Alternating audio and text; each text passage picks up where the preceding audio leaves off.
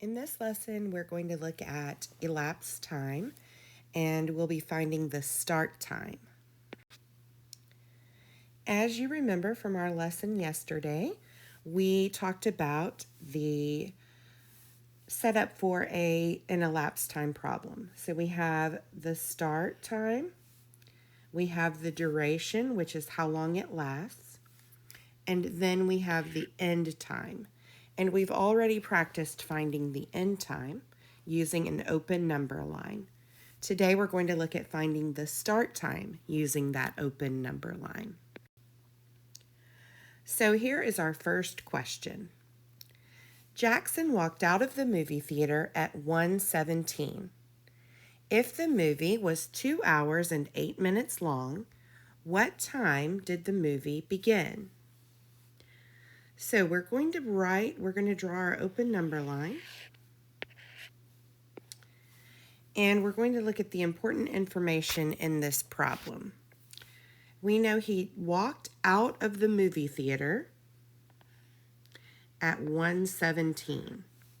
If he's walking out, that means it's the end time. It's over. So we're going to put 1:17 as the end time. If the movie was 2 hours and 8 minutes long, what time did the movie begin? So our duration is going to be 2 hours and 8 minutes. So the jumps that we make on this open number line have to total 2 hours and 8 minutes. So I'm going to start with the hours.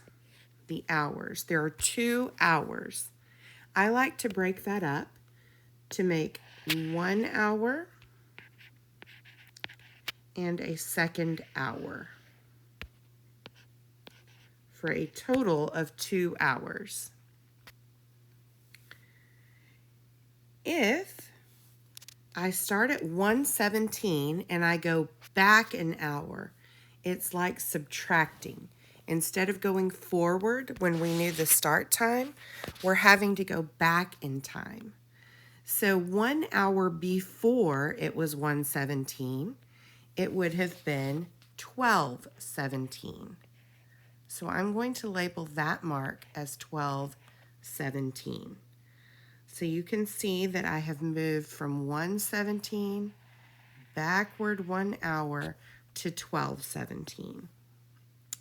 Then from 12:17, if I go backward 1 hour, I'm going to be at 11:17. So only the hour part is changing, and it is decreasing, going down. Okay, now I've done the hour part. I'm going to look at the minute section. 8 minutes. Now you can split that up however you would like. If it makes sense to you to say, oh, I can do 8 whole minutes backward, then you can do that. If you want to split the 8 up into 5 and 3, you could do that. Either way, you are going to be reducing the number of minutes by 8. So if I make another jump of 5, I would land at 12 because 17 minus 5 is 12. The hour section is not going to change. It's still 11 o'clock, but now it's 11:12. Since I've done 5 minutes, I need 3 more minutes. So I'm going to make another jump. That's 3 minutes. So I'm really subtracting 3 minutes from 12 minutes. If this is hard for you to think about, you could do 3 jumps of 1 minute each. 1, 2, 3. So if I were to think about it that way, if I start at 12, 11, 10, 9, or 12 minus 3 is also 9. So I'm going to land at 11, not just 9, 09. That would be what time the movie actually began. Here's a second example. Jordan got home from the park at 5:55. If she was gone for 1 hour and 34 minutes, what time did she arrive at the park? I'm going to draw my open number line and look at the information that I know in the problem. She got home from the park at 5:55. If she's getting home, that means it's the end. We know that that's what time the event was over. It also says she was gone for 1 hour and 34 minutes. So that's our duration. The jumps have to total 1 hour and 34 minutes. So I'm going to start with the 1 hour section first. If I start at 5:55 and I go back in time 1 hour, what time will it be? Our hour section is the only part that's going to change, and it's going to decrease or go down by 1. So it would be 4:55. Now that we've done the hour section, we look at the minutes. 34 minutes. Now you can break this up however you would like. If you know how to do 55 minus 34, you could do that. I'm going to break it down into groups of 10. So 30 is 3 groups of 10. 10 plus 10 plus 10. So I'm going to make 3 jumps of 10.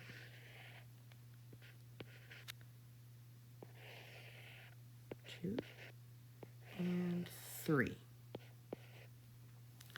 Then I'm going to do a jump of 4. Again, if you needed a little bit more support, you could do 1, 2, 3, 4, and make each of those 1. Okay, so if I'm at 4:55 here, and I make a jump of 10 backward, my minutes are going to change. That's the 55. And it's going to decrease by 10. 55 minus 10 is 45. So this mark where you land would be 4:45. Then we're going to jump back 1 more jump of 10. So the minutes part is going to change. And we are going to subtract 45 minus 10 would make this mark 4:35. Then we have another jump of 10. So we come back 1 more. The minute section changes. 35 minus 10 is 25. 4:25. Then we have either one big jump of 4, or if you needed a little more support, 1, 2, 3, 4 jumps of 1. If I subtract 4 from 25, I end up with 21. So this final spot here would be 4:21. So that means she arrived at the park at 4:21, and that would be p.m. 4:21 a.m. would be very early in the morning.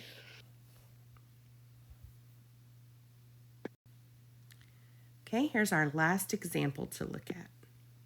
Hudson worked on his biography project for 1 hour and 52 minutes.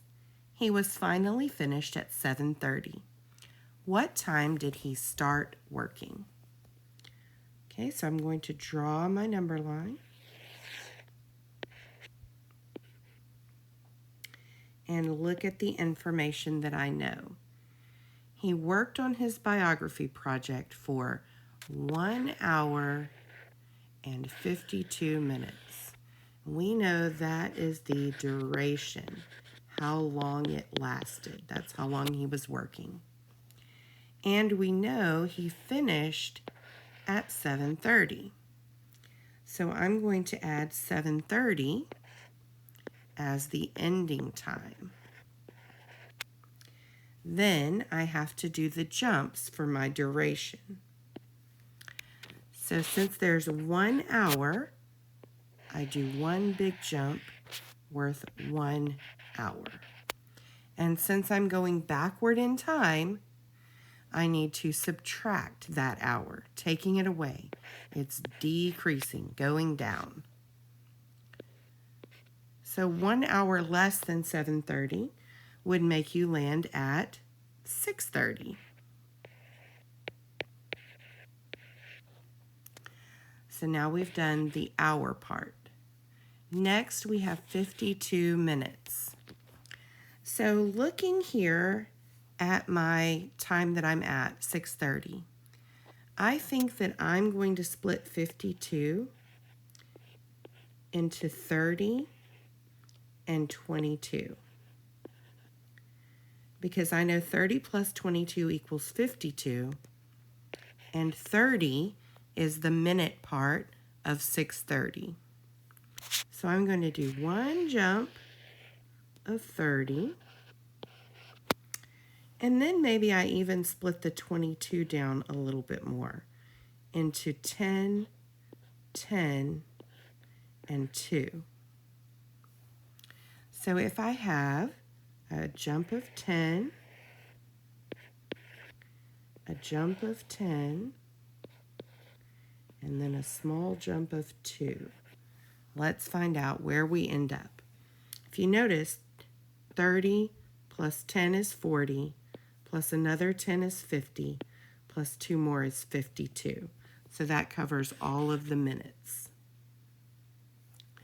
So starting at 6:30, if I jump backward 30 minutes, that puts me at 6 o'clock. Now I can jump backward 10 minutes. So 10 minutes before 6 o'clock. That would be, I know it's going to be the next hour below. So it's 5 something. And I know that 6 o'clock is really kind of like 5 hours and 60 minutes. So 60 minus 10 would be 50. So this would be 5:50. That's 10 minutes before 6 o'clock. Then I'm going to jump backward another 10 minutes. That will put me at 5:40.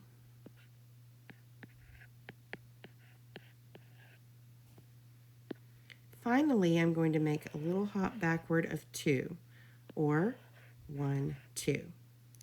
So if I count backward, 40, 39, 38. This mark would represent 5:38. So that would be the time that Hudson started working on his project.